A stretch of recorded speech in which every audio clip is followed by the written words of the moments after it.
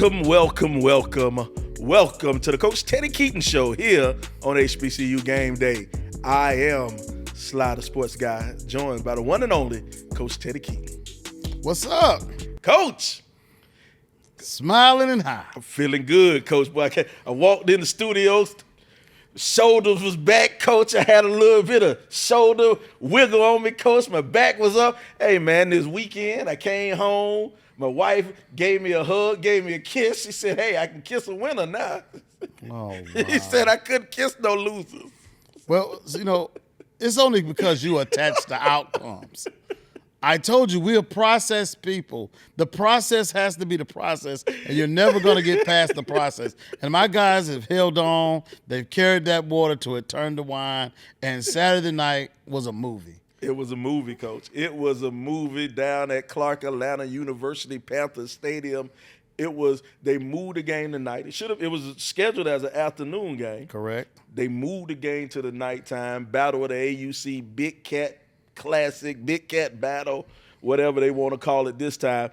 But your guys showed up. The fans showed up. I mean, it was a packed crowd. The student body was wild. The band was loud. Alumni over there on the hill was there, all to see the Panthers take on the Maroon Tigers, Coach. It's the biggest game of the year. You know, you started off last week's shows that all would be well if you could take care of this little bit of business right here. And, you know, I don't like to define a season by one game. I think our kids did a really good job. They understood the assignment. They did what they were supposed to do. I'm proud of them. I'm proud of the whole AU Center. I'm proud of CAU. Mm-hmm. You know, I usually do this at the end, but I have to say thank you to the band, to the students, the people who showed up when we were getting our butt kicks. And they were just showing up and being a part of what we call that Panther pride, and I was very proud of. And that energy was in that building. It was. At 6 o'clock from the start to the finish, the band played all night. And it was a CAU party. It was, man. It was a great atmosphere. Well, let's get into it. Let's break down this game. You guys won the toss, and for the past couple of weeks, you decided to receive the ball. So you received it, and then first couple of plays, you got a penalty. You got a false start to get things going on. We were hoping that wasn't a precursor of things to come. But had an incomplete pass, then you handed it off to Riggins, and then another complete pass to Sellers for a 30-yard pickup, and then Riggins rushed for another 3 yards, and then it was an incomplete pass, and then it was a sack. And that'll bring you up and force you guys to punt. So put you in a punting situation. Carlos Lopez, we'll talk about Carlos Lopez a little bit after the show. Some stuff came out for young Carlos Lopez. But Morehouse, they'll get it. They'll start the drive at the 15-yard line. And then the first play from scrimmage, they completed a 50-yard pass, Coach. But it was called back, illegal motion, called back. So defense stepped up, and the defense forced a 3 and out, and then they ended up on third and 7. They ended up getting a sack from Jaden Cleveland. Jaden Cleveland stepped up, got a sack, forced Morehouse to punt. Now Clark will get the ball back, and after a very short punt, it was fair caught at the 39-yard line. You give it to my man, Big Jalen Samuels. Big Jalen Samuels gets it. 39-yard run to the house. Jalen Samuels gets the handoff, and the big boy takes it all the way to the house. Show some fancy footwork on that. Look how to avoid the first tackler and get on to the end zone, Coach. I'm just proud of Jalen. Jalen's been doing this all week. He's been working at it. But Jalen's been a workhorse for us through this whole season here. We're proud of Jalen. He was a transfer that came in from Erskine. Hadn't played a lot of football at Erskine. So, you know, he got here. He's from Georgia, and we're just proud to be able to help him display his talents and finish out his senior year the right way. There you go. Big-time run for Jalen Samuels. Now, Morehouse will get it back. Defense steps up one more time. Defense steps up and, boom, forces another 3 and out, and then they'll punt it away. They'll get it back to you guys.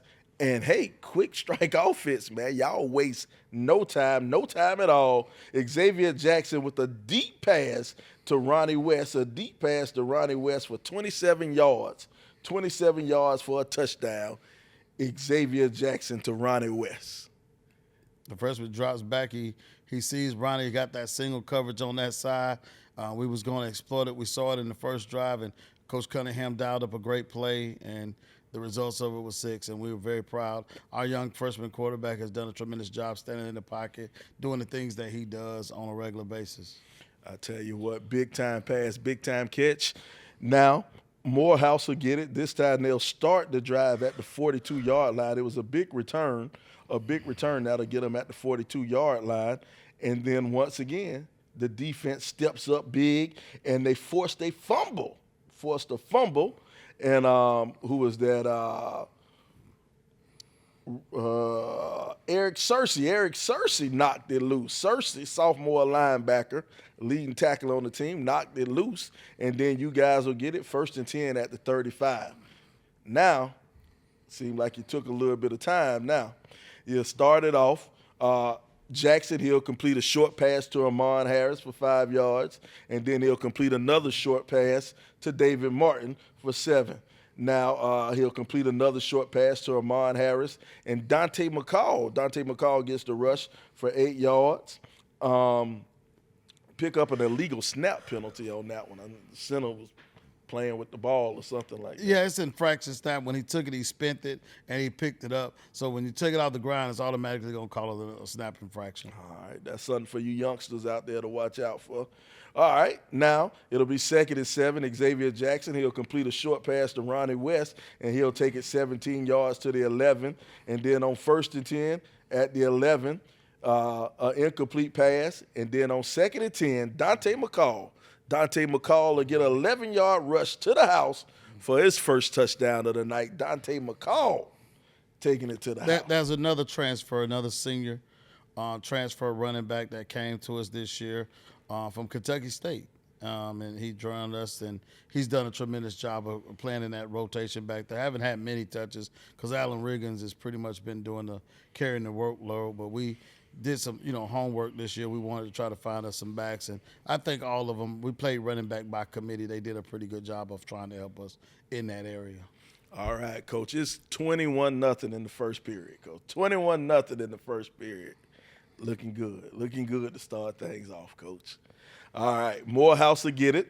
They'll have about 3.5 minutes to go in the first period, and then Morehouse will start the drive down the field. They'll pick up a few drives, and then we'll end it with the score 21-0 in the first period, and we'll go to the second period. Morehouse will get it, and this time Morehouse, they'll push it in the end zone. Miles Scott, he'll break free, and he'll get an 11-yard touchdown for Miles Scott. You guys will get it back. You'll get it back this time with about 13 minutes to go in the half. Riggins, he'll rush for 6 yards, then he'll get 0 yards on the next carry. He'll complete a pass. Jackson will complete a pass to Amon Harris for 15 yards, and then Riggins, he'll get stopped at the line of scrimmage. Then Jackson will complete another pass to Ronnie West for 8 yards, and then he'll complete another 10-yard pass to Amon Harris. Then Riggins will rush for 9 yards one more time, and then he'll rush for 1 yard. He'll have a 1-yard loss. 3rd and 2, you'll have an incomplete pass to Amon Harris, and then you'll bring on that freshman, Carlos Lopez, and he'll knock down a 30-yard field goal for Carlos Lopez. Take a look at Carlos knocking it on down. Carlos Lopez has been pretty impressive. Young man handling all the kicking responsibilities. You're talking about a true freshman there. Guy came out of Carrollton County, great program down there. Did a really good job of coming in and filling the shoes of Big Lou. Mm-hmm. And he's gone now, and I can't think. It's very hard for me to find a guy that works as hard as this young man works and put in the effort that he puts in to make sure that he's, be able to contribute for our team every day. He adds that value to that area every Saturday. All right. Now Morehouse will get it back, and then they'll get a 22-yard return, and then Morehouse doesn't waste any time. They pick up a 60-yard touchdown pass just like that, a 60-yard touchdown pass, and that'll make the score 14-24 with about 8 minutes to go.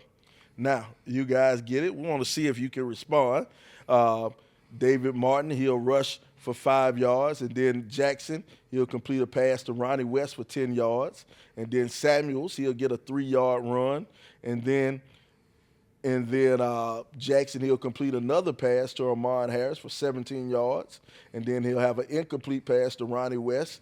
And then it'll be 2nd and 10 at the 18. It'll be another incomplete pass to David Martin. Now on 3rd and 10 at the 18-yard line, Xavier Jackson, he'll complete a short pass to Jalen Samuels. And Jalen will take the screen and go all the way to the house. Touchdown, another touchdown for Jalen Samuels. What was this called, Coach? What was this play? That's a screen right there. That's a running back screen. We felt like they had got really aggressive, and I think that Coach Cunningham has been listening to the show, and he said that, you don't have to put in a small running back to run the screen. Jalen got moves, and he wanted to make sure. He said, shout out to Sly for that play right there. I tell you what, I like it when the big man stumble and rumble down the sideline, showing he got some moves, showing he got some hands, and then he lowers his shoulder and gets his way all the way into the end zone. I like that, big Jalen Samuels. Now, Coach, scores 31-14, a little bit over 5 minutes to go. Morehouse will get it one more time, and this time they push it, and they get it into the end zone, making the score 21-31. And then you guys will get it with right at 2 minutes. The clock will start at the 2-minute warning, and then you'll try to move it down the field.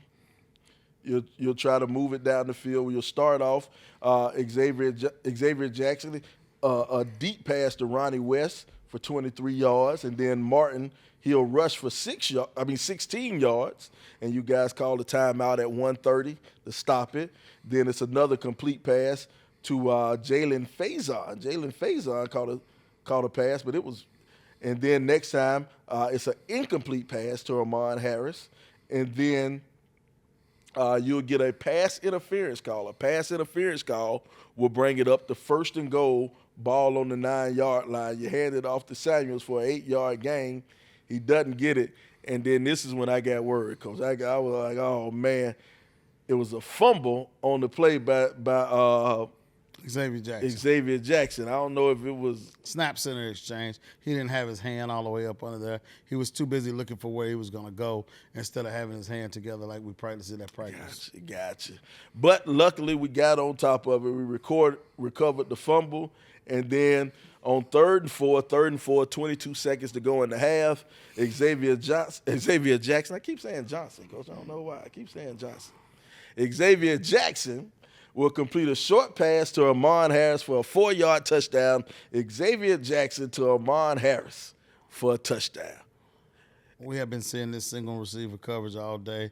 Amon had been asking us to feed him the ball, so we didn't want to go to the back pylon. We chose to go to the front pylon, get him kind of pushed, and they connected. That's a timing route. You got to have that thing. And our goal here was to steal a possession. So now with this touchdown and this score, that makes it a 3 or 4 possessions game right here. Now they're getting the ball back coming out of halftime, so we wanted to make sure we steal that possession. Well, you definitely did. You definitely did, Coach. And that's one thing I'm noticing. Your quarterback has gotten comfortable. He's gotten comfortable. Even though he's a freshman, he's playing like he's not a freshman. He's playing like he's an upperclassman, completing some of these passes, getting the ball to Amon Harris, his senior receiver. Amon Harris, before this game was announced, Amon Harris was announced as one of the Legacy Bowl participants. Amon Harris made the Legacy Bowl. It's a big deal for Amon. Big deal for Amon making the Legacy Bowl. What can you say about that? What can you say about it? It's a big deal for me. We owe that young man a gratitude, a token of gratitude. He not only did it at Allen, he did it at Clark. He really tore the field up in all areas and what he had to do to make himself. He's a true person that has valued himself as an individual so he could be great. I brought him in my office and I asked him, we had a little run-in in the locker room in Albany State. And I was headed in a different direction of possibly, saying we need to go in a different direction. And then we came in and we talked about it. I have so much respect for him because he was one of those guys that, he wasn't supposed to be here. He wasn't supposed to be at our level. If somebody would have saw what I saw in him and we put the value that we saw in him from when we took him from Tampa Bay Tech, I think he was probably shited to be a Division I receiver. I mean, and he's made everybody pay for it since he's been there. And I like the edge that he played with, the chip that he played with, and it goes out to me that I'm proud of him as what he's done as an individual. And I asked him in my office, what is it you want to do? I've had scouts call in, we compare him to the wide receiver at the Eagles, played at Alabama, and he's a dog. I mean, when you just look at some of the catches he's made over the years, I mean, they're unbelievable. I mean, at Clark, he's put on a show. I mean, it's times that he could picture frame a ball just like that, and then you see him catch one over the top of somebody's head. Then you see him catch behind the back. Any scout out there that got any worth of talent can see that young man is a tremendous route runner. He knows how to catch the ball. He got some areas he got to work on to clean up his game, but I'm sure now that with the Legacy Bowl pick and being able to go in front of the scouts, being able to interview, being able to put his talent on front runner, it will possibly – it's going to be hard for me to find anybody out there that wouldn't give him a chance to play at the next level. Big time performance out there, young man. Well, Coach, going into halftime, you sat down, you had an interview with Clear the Air Sports, sat down and interviewed you. Let's see what the young lady had to say with you with Clear the Air Sports. How you feel being up 38-21 at the half? I get scared because we still got another half of football to play. We got to do our things. We got to do our jobs, and we got to keep executing at a high level. What's something that you implemented before the game that y'all have done in this half? Nothing. We done everything we were supposed to do. The things that we got to do, all we got to do is execute. That's all we got to do. Keep execute and cover up some of the stuff on the defense, and that's what we got to do. Got you. What's the key thing going back into the second half? Keep execute. Execution. That's all it is. Execute. Got to execute people. Got you. Thank you, Coach. You're welcome. Appreciate it. Well, Coach, I guess you had to execute. Well, at the rate our defense plays sometime, on offense, I'm always going to speak from a term of offense. We got to execute. Got to execute at a high level. You got to outscore them. You got to always keep them. You can't take your foot off the gas on them. And I think that I saw Miles Scott. I saw number 10. They were heating up. They had finally found. I thought that Richard Moncrief did a really good job of, dialing up plays and attacking void areas and even picking on human beings. And sometimes he made them look like there was no one there. So, I mean, there's times that whatever he was doing offensively, kudos to him and what he brought to the table and at Morehouse. And Miles is electrifying. If you do commit enough people to the pass, he has the ability to take off with his legs. So that means all 11 people got to play at a high level. And we talked about it all week. It's about execution. Do what you're asked to do and execute at a high level. And sometimes on defense, we get the poor me syndromes and we want to make a play or want to be on a highlight reel instead of just keeping outside contain or pushing down the middle or dropping to the hook curl area or decide that I'm going to run with him for here and they change the depth of the route. And now he feels he's not supposed to go. So that was my word, execution. We got to execute better. Got to execute. Well, here you have it coming out of the half. Morehouse will get the ball, but your defense decided to execute. And they held Morehouse to a 3-and-out. They held them to a 3-and-out. All right, Coach. Well, coming out the half to score 38-21, you guys on top. Now your defense decides to execute. Morehouse will get it, and your defense forces a 3-and-out to get things going out of the half, and then you guys will get it. You'll get it first and 10, ball on the 30-yard line, and then you'll hand it off to Sellers. Sellers will get 1 yard. Then you'll throw a deep pass to David Martin. David Martin picks up 28 yards. And then Samuels will rush for another yard. Then Sellers will catch a 13-yard pass. And then Gibbs, they'll have a pass for a loss. They'll have a 4-yard loss on the pass. And then Kanan Johnson catches a 7-yard pass. Didn't hear Kanan's name too much this year. Kanan has been nursing an injury a little bit. He's another one of those seniors who's been around the program for a while, and he's finally starting to get into the rotation a little bit to be able to play. And big shout out to Kanan for sticking it out and playing football at his alma mater and doing what he do. All right, then it'll bring up 3rd and 7. Now, shout out to your offense and your offensive line, Coach. It was 3rd and 7, 3rd and 7, an incomplete pass, and then it was 4th and 7. Your offensive line managed to stay disciplined enough to make Morehouse jump off sides twice to pick up the first down. That's pretty good out that young offensive line. I mean, that young offensive line gonna be great. I'm proud of them young men. They kind of like they a herd of cattle. They like to be close to each other. They won't get the splits right. So evidently they had talked about it and said, hey, we're not going to jump off sides. We're going to do what we do. And you know, we had talked about it at the huddle. Like, we're going to have to be in those situations that we go for it on 4th down, but we don't put Carlos in a situation where he got to out-kick whatever he's trying to kick. So some of those areas we got to go for it. And just so happened we had 2 plays called. We get the conversion on them, and I'm happy about it. There you go. So that'll bring up 1st and 10 at the 16. You'll hand it off to Riggins. He'll get 4. Then another incomplete pass to trying to target Amon Harris. And then it was a complete pass to Ronnie West for 3 yards. And then you get Morehouse to jump off sides one more time, man. That Jackson kid, he working on that hard count, Coach. He got that hard count working. So, and next thing you know, it'll be 1st and goal, ball at the 4-yard line. Jeremiah Gibbs, he'll run 4 yards for the touchdown. Jeremiah Gibbs with the 4-yard touchdown run. Big run for Gibbs. Take a look at Gibbs working out the shotgun. And it looks like when you look at that play, Morehouse shifted over to the right, and you ran right to where they shifted from. I don't know that we've been running the same play right there. That play's been ran all the time. That's inside. It's called duo. We run inside zone, and it's double teams, and then they shifted to the 2A gaps, which don't allow you to get the double team, so it makes it one-on-one football. And so that back had to make that one-on-one play. And I thought, shout out to Gibbs, he lowered his shoulder and made that play against that spur that jumped up in that box.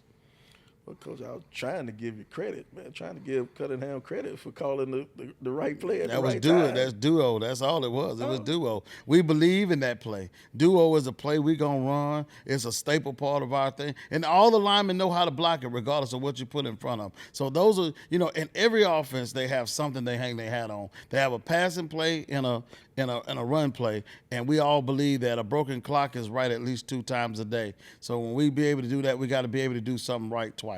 All right. Well, now the score is 45-21. 45-21. Morehouse will get it. And this time Morehouse, they'll have 5 plays on the drive, and then you guys force a turnover on downs. You force a turnover on downs, and you'll get it back. And now we still execute. Defense executing. They executed, Coach. So now it'll be 1st and 10 on the 25-yard line. Elijah Miller will get in. He'll run for 3 yards, and then Elijah Miller, he'll get stopped trying to on 2nd and 7. And then Xavier Jackson, he's sacked for a 3-yard loss, and the ball popped out of there. Somebody hit him, and the ball came loose, and we turned it over, Coach. That was we hate those turnovers.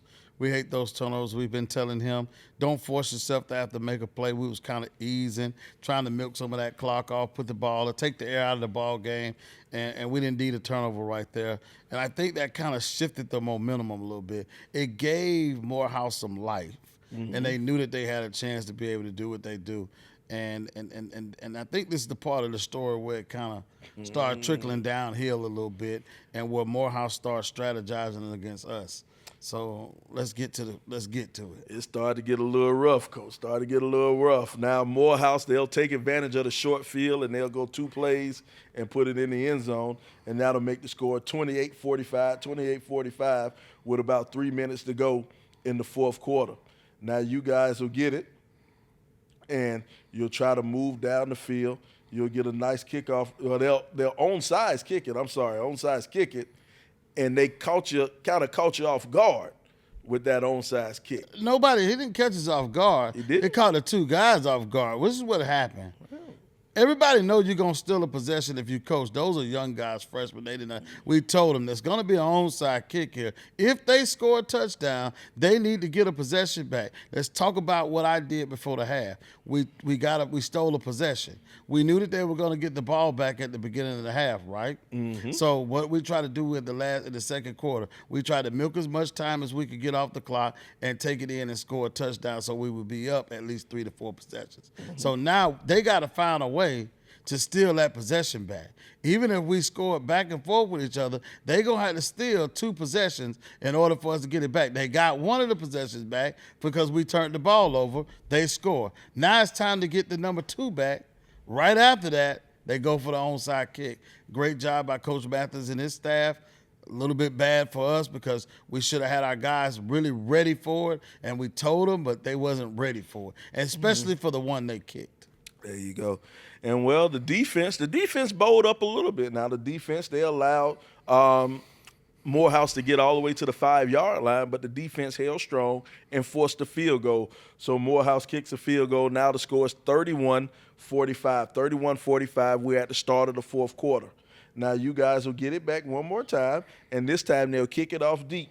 And then you guys drive down the field. Jackson, he'll complete a short pass to Amon Harris to get things going. Then he'll hit Amon again for a 12-yard gain. Then McCall will rush for 2 yards. And then another short pass to David Martin. And then McCall rushes for 4. He'll rush for 8. Then he'll rush for 1. Then he'll have a 3-yard loss. And then it's an incomplete pass to Amon Harris. And then on 4th and 12 at the 19-yard line, we bring back on Carlos Lopez. Carlos Lopez kicks another field goal. This time it's a 37-yard field goal for young Carlos Lopez. Carlos Lopez with his second field goal of the night, and that'll make the score 48-31. 48-31 off of the Lopez field goal. Now, Morehouse will get it. They'll get a 10-yard return, and it'll be 1st and 10 at the 35. They'll work their way down the field, and then Miles Scott completes another pass for a touchdown, and then that makes the score 38-48, 38-48. And you guys will get the ball with about 6.5 minutes to go, Coach. And then this was probably the least productive drive you guys had. You had a 3-and-out, but then on 3rd down, it was 3rd and short. You tried to run a reverse, and the defensive end just did a real good job of reading that one. He scoped out that reverse. I just if it would have been a great play if it worked. Mm-hmm. It would have been a bad play when it didn't work, and it didn't work. So we was very unproductive that we just thought maybe we could catch them a little bit off, out of their position or whatever. We had tried to do something different, and it didn't work. So we think we punt the ball now. Yep, punted it away. Morehouse will get it, and this time Morehouse will take it, and they'll drive down the field, and they'll score. Morehouse will score, and the score will be 45-48. 45-48. It's 2 minutes, 46 seconds to go, Coach. Now it's nervous time, Coach. Now it's just a 3-point game, Coach. And I'm sitting up here saying, not again, Coach. Not again. This can't be happening. This can't be. We practice these situations in the game. We practice these situations with the time. This is called 4-minute offense time. So now when we get in that period in practice, we try to hold the ball as long as we can, use our timeouts wisely, and we practice this situation. And, you can tell the story from there. Well, there you have it. You guys will have it. You'll start with 2 minutes, 46 seconds to go. Jalen Samuels, he'll run for 4 yards, and Morehouse will call a timeout. And then Xavier Jackson, he'll complete a short pass to Kanan Jackson for 6 yards. It'll be 1st down, and then that's your 2-minute warning. Now Jalen Samuels will bust out a big run for 13 yards. I was hoping he could have fell down instead of going out of bounds, but he didn't fall down. So that stopped the clock. And then Riggins, he'll rush again Riggins will rush for a yard, and Morehouse will call timeout. Now it's 2nd and 9. Jalen Samuels gets stopped for a 0-yard gain. And then 3rd and 9, he'll rush for 4 yards. And then Clark will call timeout with 12 seconds to go. It's 4th and 5, ball on the 22-yard line. 12 seconds to go in the game. Xavier, he'll get the snap, and he'll go back and kneel down, Coach. But that one we won't blame on youth right there, Coach. That situational awareness I don't think was there on that one, Coach. Well, I mean, some people will question what we did there. But we could have kicked the field goal, but it only give us up by 6. Yeah. They was averaging almost 30-plus on the return yards. So now their field goal kicker was still good, and at the rate we were going and not execute on defense the way we needed to, they were dropping balls. Miles Scott was finding 10, 89, anybody he could find. So we wanted to make sure we got it down to we were supposed to run around a little longer. That's what I meant. And milk as many seconds out of the clock, but I guess he was getting a little nervous, and he saw he's supposed to let him chase him a little bit and just kind of stay. Don't go backwards too far. Just get back, kind of run and play keep away. Milk as much time as you can. We only want them to have one play. Yeah, and that's what it was. He took like the 3 steps back and saw him coming, and then went and took the knees, hoping we could take off a little bit more time. Yes. But it didn't happen. And well, anyway, Miles Scott, he'll have it one last chance to try to get him into the end zone. Does not work. Time expires. Strike up the band. It's celebration time, Coach. Celebration time. And you can see your young student athletes get out there, man. It's a big one for bragging rights, Coach. It's a big one for bragging rights. It's fortunate that it was against Morehouse. It was one of the biggest games of what our institution and both institutions in the AUC expect of each other, and that's always good. But the most important thing, they kept carrying the water till it turned around, and they snapped the 5-game losing streak. You see Dr. French down there in the middle of celebration had to get Chief Williams in there to help pull him out. Shout out to Dr. French. Dr. French loved that moment, loves those moments with those kids. They love him. If you watch him interact with the kids, they love him, they love him, they love him because he is a true servant leader. And he loves those kids, and Chief had to go get him out because he was having a blast because he was just as happy about the win as any of us were. So we talk about that process, and those kids played great. They fought hard, and I'm proud of them, and I'm proud of them not. They could have been gave up. Oh, yeah. They could have been gave up, but I'm proud of the resilience they've shown to go out and get a big win in their rivalry game and also lead us into the offseason on a positive note. That's something those young guys who've been there, going through the losses and trying to figure out what is it me? Is it the coaches or anybody else? And I try to stress this to everybody. Don't attach yourself to outcomes. Focus on process. If you look at outcomes, yes, we're a 3-17. But if you focus on progress, you see the growth. You see the people that turned into superstars. You see these guys that were developing themselves, and you solely saw them matriculate into the guys that we want them to be, so that when they go into their sophomore years, they will be grown to a level that they can compete at a high level. Well, there you go, man. Well, let's give you some final stats for the game. Xavier Jackson, he put up a great game, 25 for 35, 298 yards, 3 touchdowns, big performance from the young freshman. And also my guy, running back, 10 carries, 73 yards, Jalen Samuels, 10 carries, 73 yards, 1 touchdown, and he also had a 1 catch for 19 yards and a touchdown. Big performance out of Allen Riggins. Also receiving Ronnie West, another youngster. He had 6 catches, 88 yards and a touchdown. Ronnie West, a senior going out. West Side Ronnie. He had everybody from Washington High School over there. He had aunties, uncles, everybody. Shout out to the West family. That's my frat brother. We love him. He's been a tremendous leader to our program. He's been a guy who stepped in. He's been a part of the 0-10 teams, the losing, getting hurt, having to rehabilitate himself. I'm proud of that young man. That's resilience. That's the process. That's not outcomes. That's process.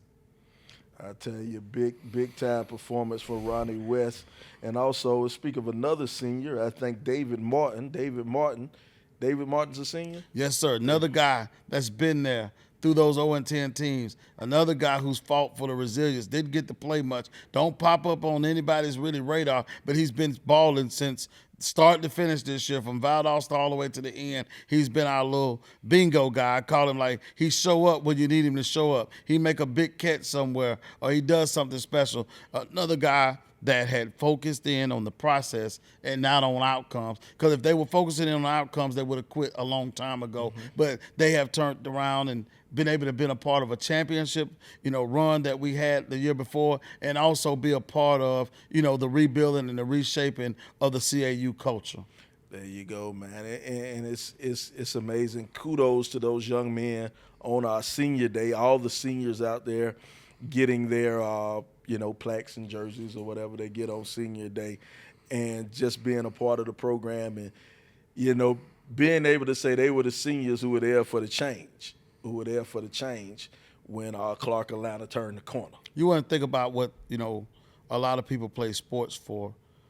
Some people play sports for wins and losses, but my whole campaign is about instilling into them for what's next in life. And I think a lot of those guys value what we teach them about being on a team, about being disciplined, about building themselves as individuals so they can help the team as a whole. Talk about being where your feet at. Don't be a thermostat, don't be a thermometer, be a thermostat. Set the temperature where you at. And a lot of those guys and those lessons, they're going to learn that, and they're going to be able to take that into the world, into wherever business they grow into. I'm very proud of them. And like I said early in this thing, they could have quit a long time ago. A lot of those seniors were a part of 0-10 teams, two 0-10 teams. Two of them. Probably had won 6 games prior to us getting there.